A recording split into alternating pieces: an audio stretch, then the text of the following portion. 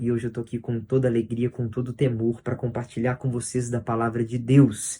E hoje, especialmente em João 1:1, que diz o seguinte: No princípio era o Verbo, e o Verbo estava com Deus, e o Verbo era Deus. Irmãos, eu costumo dizer que João é um verdadeiro poeta.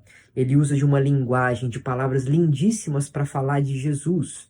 E aqui ele começa a dar a sua primeira descrição de quão Jesus é magnífico. E ele diz que no princípio era o Verbo.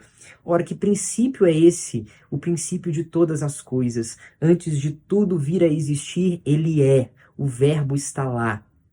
E ele usa essa linguagem do verbo. Ora, que figura é essa? Quem é esse verbo, esse logos? Se você continuar o texto, você perceberá que o verbo estava com Deus, ou seja, ele estava ali no princípio de tudo, da criação. Esse verbo estava na companhia de Deus.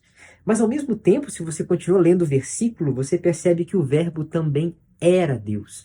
Ou seja, esse verbo, ao mesmo tempo que está na companhia de Deus, ele é Deus. Ou seja, eles são a mesma pessoa, a mesma essência está presente ali em Gênesis.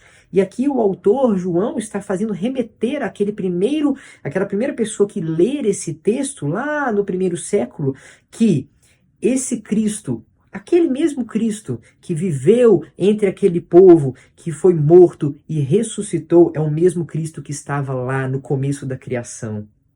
E isso é muito importante para a cosmovisão daquele povo e para a nossa também.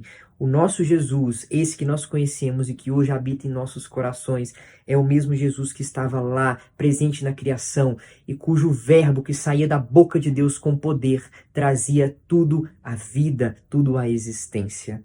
Esse é o nosso Jesus e que mora nos nossos corações hoje.